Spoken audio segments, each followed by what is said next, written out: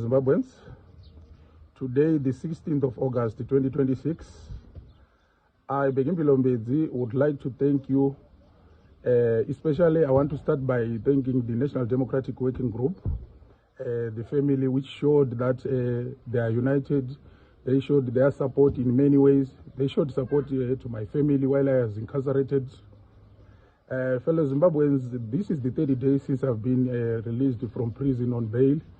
And since you can see I cannot update on my page, on Facebook page, it's because my phone is still being withheld by the police, since I'm still going for trial for advertising for a demonstration. So fellow Zimbabweans, the spirit remains.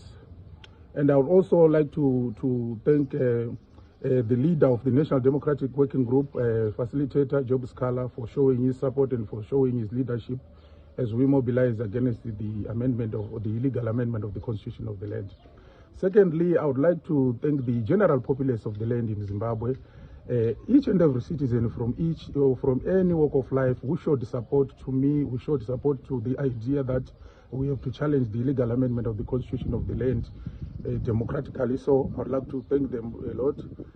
Thirdly, I would like also to thank the international community, actually the general populace in South Africa, which showed support in showing solidarity. I want to thank the leader of March and March, Jacinta Manguvese, for really leading by example and for really keeping up with the promise that she will give us solidarity whenever we stand against the system of ZANU-PF, which is oppressing us in our land. Fellow Zimbabweans, the spirit remains.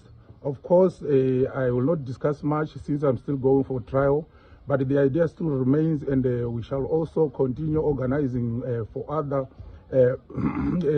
conscientizing movements towards challenging the CAB 3 illegality. Fellow Zimbabweans, I thank you, and I also like to thank the media fraternity, especially the #1 journalist in Zimbabwe, Opel Shinongo, for showing support since I was in prison, for actually escalating the voices of reason, for actually raising the alarm for the gross human rights abuse which are happening in our Zimbabwe. So fellow Zimbabweans, the spirit still remains and the idea still remains. I shall update in the near future as to what we are going to do and what we are planning, fellow Zimbabweans. I thank you very much. So muri Zimbabwe uyo ndi mukomana Bhekimpilo Mbedzi ari kutaura apo ndine zura kutaura kuti wava ne3 days wakabuda on bail. Mukomana wakagariswa mukati for a very long time, and we all know kuti the real reason why akagariswa mukati is because this guy was a leader, is a leader, and ZANU-PF vakanyatsa kuzviona kuti okay, these are the people vanotopinza vanhu mumastreet, zvinhu zvikatoitika, pakatoitika a real march, pakatoitika a real demonstration. So because of that, ZANU-PF tose toiziva inopanika, kana ikaona izvozvozvo inopanika. Iyo inoda mapoliticians ekuti chavo kungotaura pasina chinoplanwa chine chekuita neaction. Handiti kana uchida kusurvive mupolitics muzimbabwe, chingotaura pasina action yauri kuplana, then ZANU-PF inokusiya wakadaro. Takazviona izvinhu izvi zvichiitika kuvanhu vakati wandei chaizvo vanosanganisira even vana Job Scala. Pane paakaronga zvakaronga akatozosungirwa Mujere unzi wakakonzeresa violence, wakaita sei.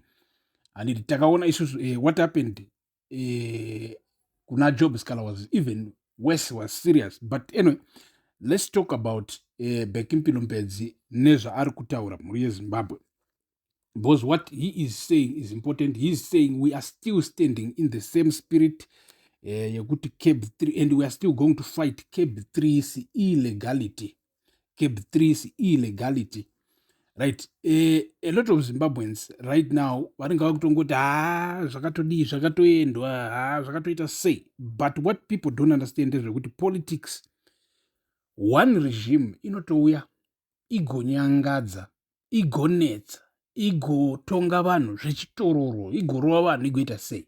But you would be surprised kuti kudonha kwayo is not like inodonha after paitika yatanga kupera mbijana. No, inongodonha ichipisa iri pakati pekuti kwekufunga kuti ndivo vakuru, puf, yadonha. Takazviona muno muZimbabwe chero kubva kuna naMugabe vakango vachitotaurisa, vachitoti kuno kustate house kutori nevariko vari kuda kuzoita sei, zvikazoita sei, but all of a sudden boom, ichibva yadonhedzwa. So mhuri yezimbabwe takatarisa mukomana Mbedzi nezvaari kutaura kuti kesi yake ichiri kuenda kumberi. Ari kutaura kuti iye foni yake yakatogwa nepolisi, and inoona zvimwe zvimutemo zvechiiswa muzimbabwe handizvinzwisisi kuti polisi yakutora foni yemunhu because munhu like vari kuzviwana kupi zvinezvi? Vanenge vachizvifambisa sei zvekuti maakutorera munhu foni 31 July yakatopfuura? Aditi zvimutemo zvekumombe tiri kumatare ana sabhuku here chichiitika muri Zimbabwe? Tiri kumatare chaiwo here akatonyogwa muconstitution, akanyogwa pachichichi, kana kuti tiri kwasabhuku kongonzi zvangofungwa nasabhuku ndo atichiita? So pasinazvo izvozvozvo toda jekerere muno munyika medu, toda order, right, peace.